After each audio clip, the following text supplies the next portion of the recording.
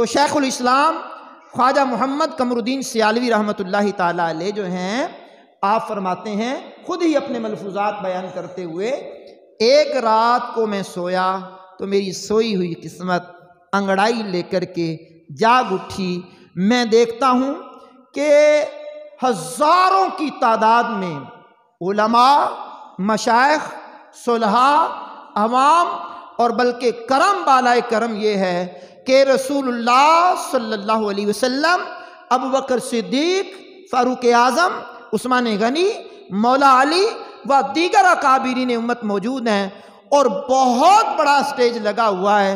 Stage کہاں لگا ہوا ہے؟ میدان عرفات میں۔ کیا بات ہے!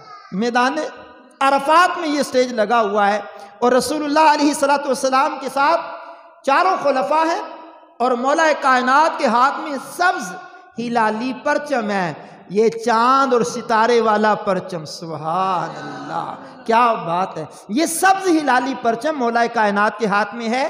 تو کریم آقا صلی اللہ تعالی علیہ وسلم نے اس مجمع میں اعلان کیا، محمد علی جناح کہاں ہے؟ کیا بات ہے، کیا بات ہے! بھائی جان، یہ بات سنی سنائی کوئی نہیں کر رہا۔ ہاں، یہ بات بالکل فوز المقال فی خلفاء پیر سیال، جلد نمبر 9 صفحہ نمبر 153 پر یہ خواجہ قمر الدین سیالوی رحمۃ اللہ تعالیٰ علیہ کے حالات میں بیان کی گئی ہے۔ اعلان ہوا سرکار دو جہاں صلی اللہ علیہ وسلم کی زبان اقدس سے، محمد علی جناح کہاں ہیں؟ کیا بات ہے! فرمانے لگے، مجمع میں سناٹا، اور مجمع میں لوگ بالکل ہو کا عالم۔ ایک شخص کھڑا ہوا، لوگوں کی نظریں اس طرف لگیں تو دیکھنے والوں نے دیکھا قائد اعظم محمد علی جناح یہی ہے۔ سبحان اللہ، کیا بات ہے جناب! اب وہ باادب طریقے سے آنکھیں جھکا کر کے ادب کے ساتھ رسول اللہ علیہ السلام کے پاس حاضر ہوئے، ادب کے ساتھ کھڑے ہوئے، تو کریم آقا صلی اللہ تعالی علیہ وسلم نے فرمایا، علی، مولا مشکل کشا کو، علی، یہ سبز ہلالی پرچم محمد علی جناح کو دے دو۔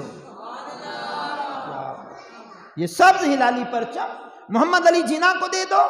تو خواجہ محمد قمر الدین سیالوی رحمۃ اللہ علیہ فرماتے ہیں، اتنا کہنا تھا کہ میری آنکھ کھل گئی۔ اب میری آنکھ کھلی تو میں جذبات کے ساتھ سرشار تھا۔ صبح ہوتے ہی میں نے مسلم لیگ میں شمولیت اختیار فرما لی ہے۔